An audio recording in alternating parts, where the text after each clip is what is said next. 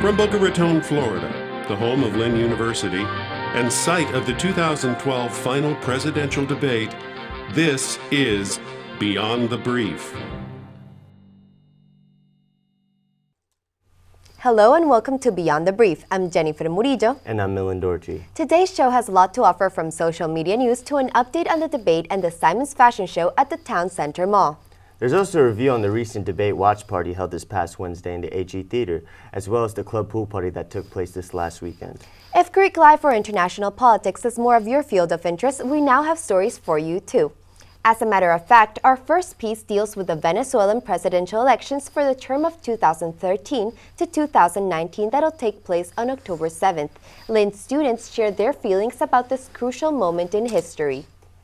Lynn University has some experts on the Venezuelan elections right here in the main administration building. Anna Barr is one of the directors for international admissions here at Lynn. She has been in the country for more than 12 years. She was joined in the conversation by her father to discuss the two candidates for this position. Chavez is the former president, and he's been in power for 14 years now. 14 years now, and then we have Capriles, who is running against Chavez, and it's a very important election, and we're hoping Capriles will win these elections. How do you think it's going to affect Venezuela if Chavez re-elects one more time? As you know, we have 14 years with Chavez. Chavez won in December '98. And then we have another elections in the year 2000. And then Chavez won in 2006. But if Chavez, your question, if Chavez won, well, the situation will be worse, of course. We're expecting a strong devaluation after the elections. We expect more control of the government. So practically we will have the same but worse. I think there's no future for the next 6 years. Do you think that if Capriles wins these elections, it will have a positive impact in Venezuela?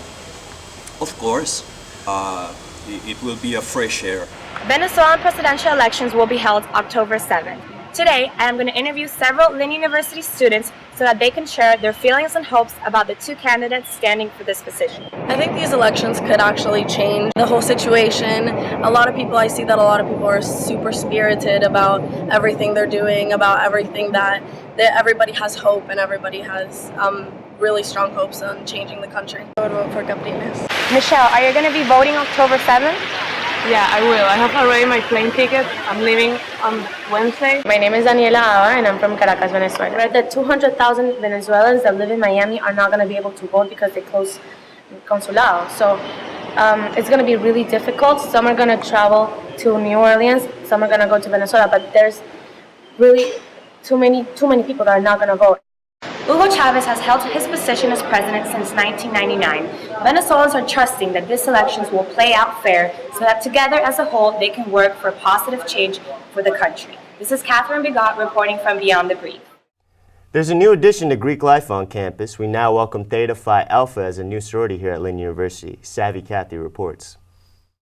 Lynn University has a new sorority on campus. Theta Phi Alpha came to Lynn last April.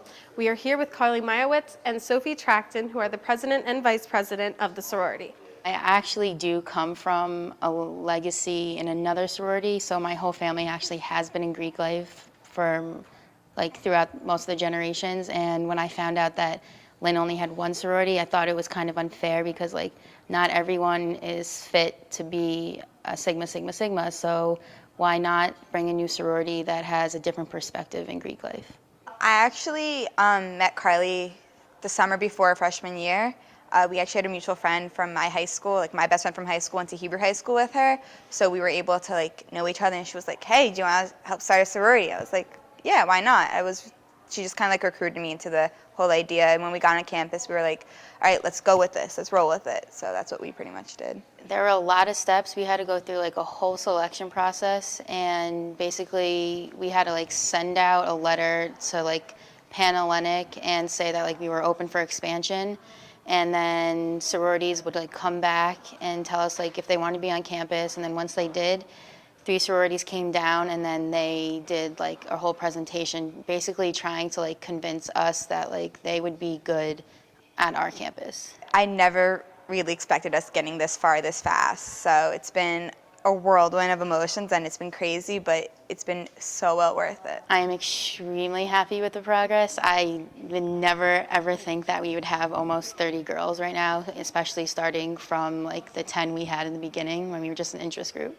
Just something that goes with like our basic values of like honesty, trustworthiness, sisterhood, just like the basic ideas of just a strong group of girls that can really be independent and really lead the way in where we hope Greek life will go in the future at Lynn University.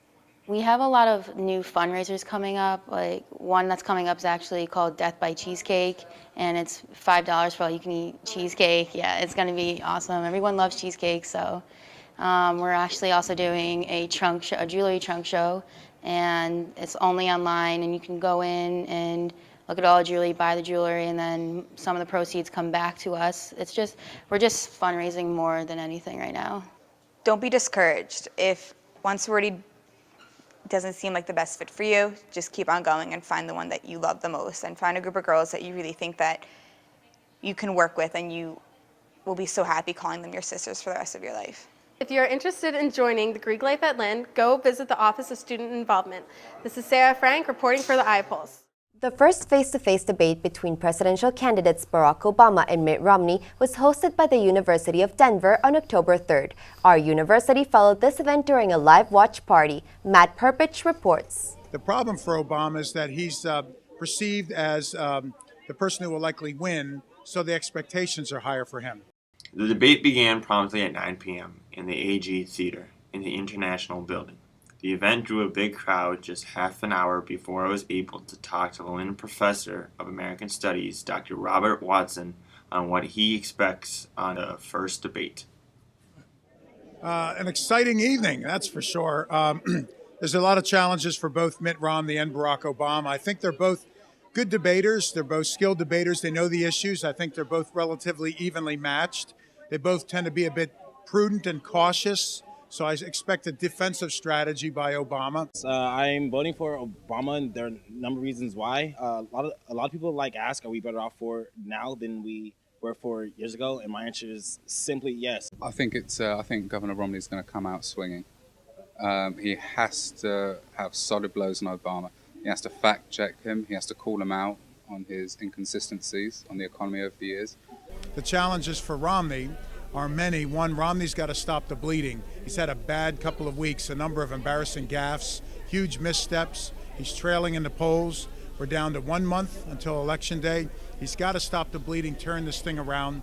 Secondly, he's failed to make a real profound connection with folks.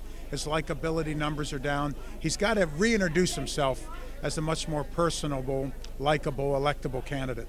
If Governor Romney doesn't win this decisively, then President Obama wins the night, and he probably wins in November. At the end of the debate, after it was all over, experts on both sides believed Governor Romney won. This is Matt Perpich reporting for the iPulse. A reminder to Lynn students, the lottery for tickets to the presidential debate has opened. Make sure to get your tickets now to get a shot of being a part of American and Lynn history. Calling all fashion aficionados, this past week in the town center here in Boca Raton held the Simon's Fashion Show. Catherine Bigot reports.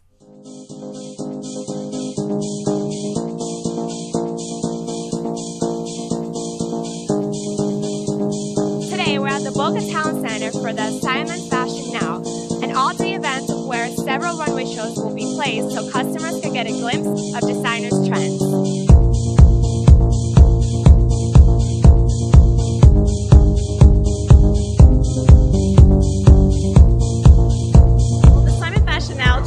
We launched 5 years ago, and we really wanted to create an event that celebrated what's great about shopping at Simon Malls, the accessibility, the now factor. See it on the runway, get it in the stores.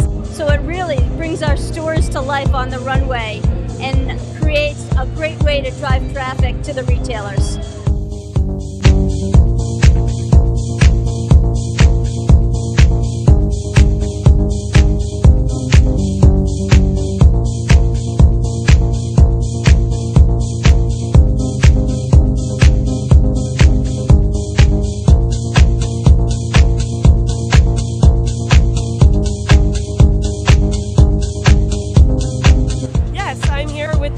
of Art Institute of Fort Lauderdale.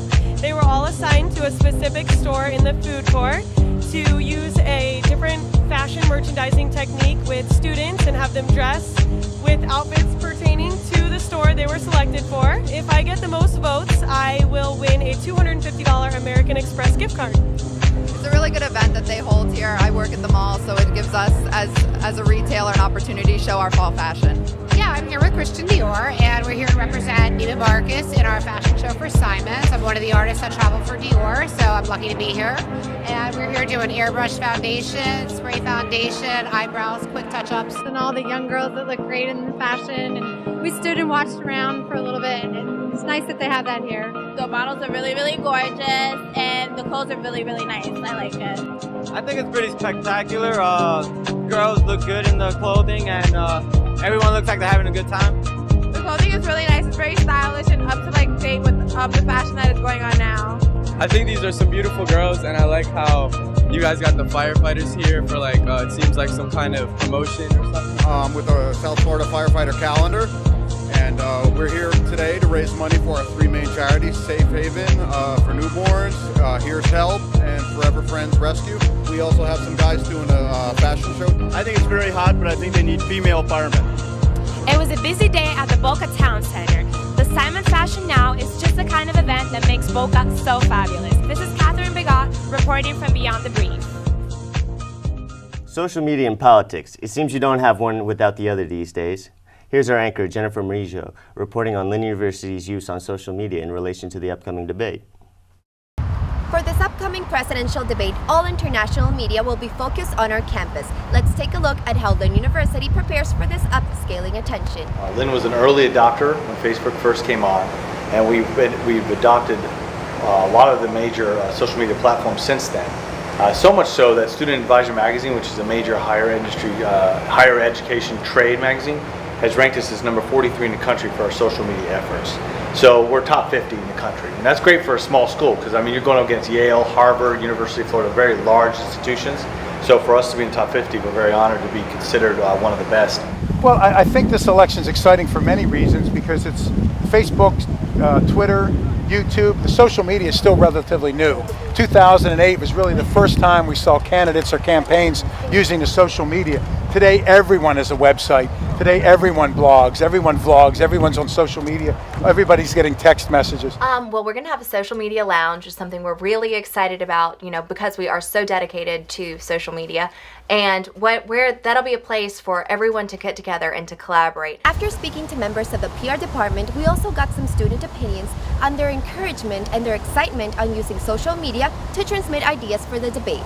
My Twitter, they follow me from all over the world and all different parts of the United States. So I want everyone to know that the debate's coming up here. I actually tell all my friends all the time back at home, and they can't believe it that the debate's coming to my little tiny school. I'm using the Lynn Debate hashtag on Twitter, on Instagram, on Facebook, like on Flickr, Tumblr, like in everywhere, because social media is a new news tool, and we have to understand the social media's power. I've been active to a minimum on Facebook and Twitter. However, I've been raising awareness, word of mouth. It's probably that of what I've been using most. I thoroughly believe that this debate will encourage more international people to apply to Lynn.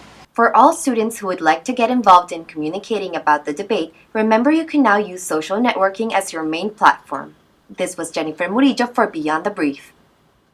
Last Friday night, International Affairs, BSU, PBT, and OLAS held their first annual event, a pool party. Luis Davis sets out to recap the night. Last Friday night, the multicultural organizations International Affairs Society, Project Be the Change, Black Student Union, an organization of Latin American students, all came out to host their first collaborative event of the year, a pool party. This event was not only open to these groups, but was also open to the Lynn community. Students came out to the pool party to dance, swim, socialize, and eat the night away. A couple days after the event, I sat down with the president of one of the organizations involved in putting together this event, Lori Reynolds, the president of the Black Student Union, to have her describe how she felt about how the event went. The pool party was such a success. There was home-cooked food, people were dancing to DJ Dynamix, and people were just swimming and enjoying themselves. There was inflatables, and it was just a fun event. And it wasn't just the organizations, the members of them. It was open to Lynn University students, and tons of them came and just enjoyed their Friday night, because I feel on campus so many students say there's nothing to do on a Friday. So we made sure that, let's do something on a Friday to make it a little change, and if it went so well, we'll do more events on a Friday. All in all, this event was a huge success. This is Lewis Davis with Beyond the Brief. Sadly, we've now reached the end of our show, but make sure to tune in next week for updates. Remember, Beyond the Brief is your go-to show for college news. This is Jennifer Murillo. And I'm Milan Dorji. Till next time.